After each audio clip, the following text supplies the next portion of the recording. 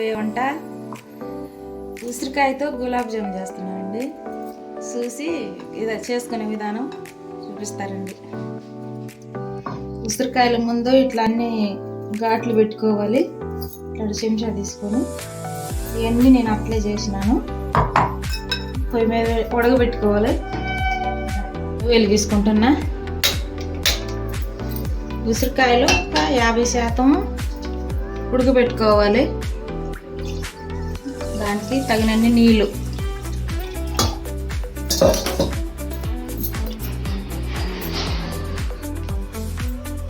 వేడి నీళ్ళలో వేస్తున్నాను.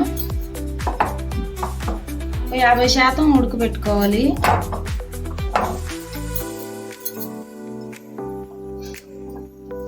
కొద్దిగా మచ్చలు వచ్చున్నాయి, అయ్యేం కాదు, పైన ఉంది. అది కాయ బాగా లోపల బాగానే ఉన్నాయి.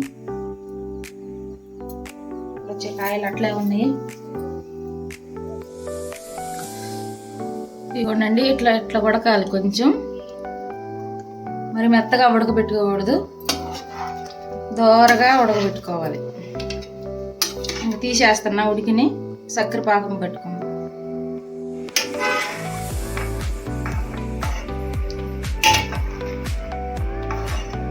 చక్కెర పోస్తున్నా.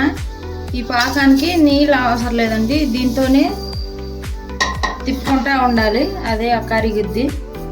చక్కెరలో నీళ్ళే వద్దు, గట్ట మెల్లగా తిప్పుకుంటా ఉండాలి. అడుగంటుకోకుండా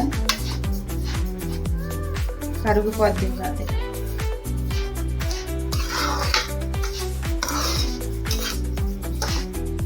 చక్కెర కరుగుతుంది. ఇప్పుడు కాయలు పోసుకోవాలి. కాయలు పోసుకొని సన్న మంట మీద ఇక తిప్పుకుంటా ఉండాలి. పాకం అంతా ఎర్రగా వచ్చిందాక వేసుకోవాలి.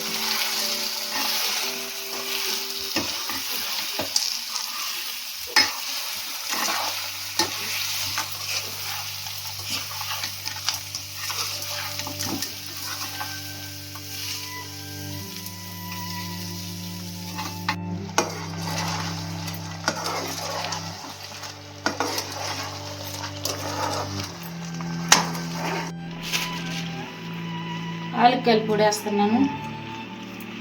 ఈ నురుగంతా తగ్గిపోయి ఎర్రగా రావాలి పాకం. అప్పుడు దాకా సన్న మంట మీదే ఉడకబెట్టుకుంటా ఉండాలి. తిప్పుకుంటా పొంగంతా అయిపోవాలి. పొంగంతా పోయి పాకం ఎరుపుకు రావాలి. అప్పుడు కాయ బాగుంటుంది.